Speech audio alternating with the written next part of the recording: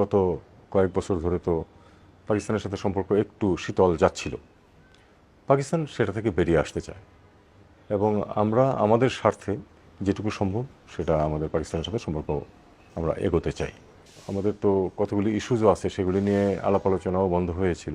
আমরা দেখব আগামী দিনগুলোতে যে পাকিস্তানের সাথে একটা স্বাভাবিক সম্পর্ক প্রতিষ্ঠা করা, যেখানে পাকিস্তান তাদের স্বার্থ দেখবে, আমরা আমাদের স্বার্থ দেখব। আমাদের এই অঞ্চলের অনেক কিছুই কিন্তু ভারত পাকিস্তানের যে একটি সংঘাতময় সম্পর্ক তার জিম্মি হয়ে আছে। ধরুন সার্ক যে এগোতে পারে নাই তার অন্যতম কারণ ভারত পাকিস্তানের সম্পর্ক। কাজেই জাস্ট আমাদের এই চলাচলের সুবিধার্থে ভারত পাকিস্তান তাদের সমস্যা মিটিয়ে একটা ট্রাইপার্টাইট অ্যারেঞ্জমেন্ট, আমি এটা মনে করি না সম্ভব। আমাদেরকে দ্বিপাক্ষিকভাবে এগুলি সমস্যার সমাধান করতে হবে যেটুকু সম্ভব। যে মনে করবে যে পাকিস্তানে গেলে তার ভারতে যাওয়া অসুবিধা হবে, ভারতে যাওয়া বেশি প্রয়োজন, সে যাবে না।